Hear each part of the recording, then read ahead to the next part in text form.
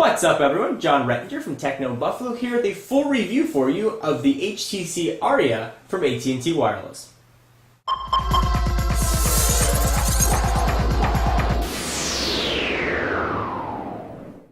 So as I like to begin all my phone reviews, no matter what a phone can do or can't do, it's not going to serve its primary purpose if it can't make phone calls. So let's talk about call quality. Call quality on the Aria, as is generally the case with all HTC built phones, is outstanding. I actually experienced no drop calls using this as my daily driver for many days. Call quality was very solid. I had no white noise on my end, no crackling or pops or snap. And I also didn't have anything on the other end of the call when I had people call me from the device. So call quality was very good, again, as we've come to expect from HTC. So no worries there. So let's talk about the size of this device first, then we'll talk about sort of the specs. It is a very small screen, clocking in a 3.2 inches. The thing is downright diminutive, and if you look at it next to some other phones, you can really appreciate sort of the size. So here it is next to the iPhone 4, for example. You can see that there is definitely a difference. If you bring in some of the larger phones, you can clearly see a difference. Here we have the Droid X, for example, which takes up the whole top part of the camera. This phone is very small and I think has a really nice place and a good niche in AT&T's lineup. It's got a 600 MHz processor, which is by no means going to set any speed records, but it is very capable. A 600 MHz processor in a phone this size is really aimed, I think, squarely at the traveler or the light business user. When I was traveling, this is a great phone to bring with me. It didn't take up much space. I was able to do everything that I needed to do, and the phone didn't show a single sign of slowdown. Battery life on it is extremely strong. It's packing a 1200 mAh battery. You're going to get 6 hours of talk time and about 372 hours on standby time.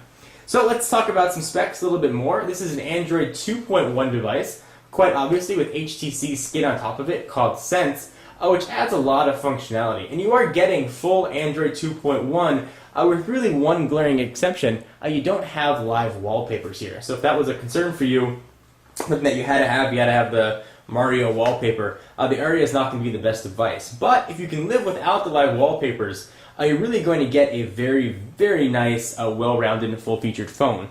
So let's back up a little bit and talk about the screen a bit more. It is an LCD. It's got a resolution of 320 by 480. So it's a TFT screen, in case you were wondering. It's got 103 megabytes of onboard memory, but it's going to come with a 2 gigabyte micro SD card. And of course, you can put in whatever size card you want, up to 32 gigs to really up the storage. Now, don't be fooled by the small size of this phone, as I was. I expected sort of subpar performance. And what I got was a phone that really step for step kept up with the more powerful Android devices. Certainly if I didn't have many applications running in the background, if I just had 2 or 3 things running, if I had email and a web browser, this thing was just as fast as the Snapdragon processors. It was when I started to have many applications open I noticed a difference. So if you're looking for sort of a budget fast phone, this really is a great choice. The browser is full featured and actually does play Flash content. It's got multi-touch, so you can certainly pinch and zoom and do what you'd like. I don't plan on watching any Hulu on here though. You're not going to be able to get that, but sort of for general content, the web browser does work really nicely. So backing up, one of the concerns that I had was that the phone sort of this size, how is the keyboard? So let me show you guys what the keyboard looks like on the HTC Aria, and so you can see if it's a concern or not. So it is HTC's skinned keyboard. It's not the stock Android keyboard. You can see the accelerometer sort of kicking in right there. Typing on this is sort of a mixed bag. The first day that I used it, I was completely inaccurate. Words didn't even make sense, and that is even with Android's outstanding autocorrect feature. Actually, I found myself relying on the text-to-speech to do most of my typing. However, after using it for a few days, I got much better with it. The keyboard is going to be something you're going to have to get used to because the phone is so small. And notice when you type, your fingers are going to take up a lot of space. It's a bit better in landscape. Certainly it's a bit easier to sort of type and navigate here. But when you're using it in portrait, it's going to take some getting used to. I've also, and I've said in many videos, I'm not the biggest fan of capacitive buttons on the bottom. Generally, they're not so responsive. Not so with the Aria. I think like HTC may have fixed some of their issues. The capacitive buttons here work very well. I had really no issues. One button that I really never used at all, but it does have in case you're wondering, is this trackpad, which you can use to sort of scroll from screen to screen or scroll through applications. You can push it in if you want to select. It's nice to have, I suppose, but I really haven't had much need for it. This is capable of playing really almost any of the games that you like from the Android marketplace. So if you've got sort of concerns from that aspect, no need to worry.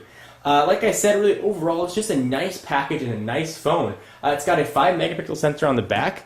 It does not have an LED flash, but you are going to get sort of HTC's outstanding photo options. Let me show you really quickly what those are, because camera quality was actually pretty good. And again, I expected much less from a phone this size, and really was pleasantly surprised. You guys have probably seen me demonstrate this camera stuff quite a bit, but you get a lot of options here. So it certainly takes video as well. You can choose your brightness or white balance. You can choose all kinds of different options if you like for different effects, grayscale, sepia, negative, really a ton of other things to pick out, really whatever makes the picture look best for you. This does record video in a VGA resolution, which is not too bad. It's going to sort of get the job done for what you need. But again, for a phone that's sort of going to cost you about $130, you are getting a lot of bang for your buck. And if you're an Android fan on AT&T and you're not looking for a huge screen, but a phone that's really going to do everything and fit nicely in your pocket, the Aria is going to be a tough phone to beat.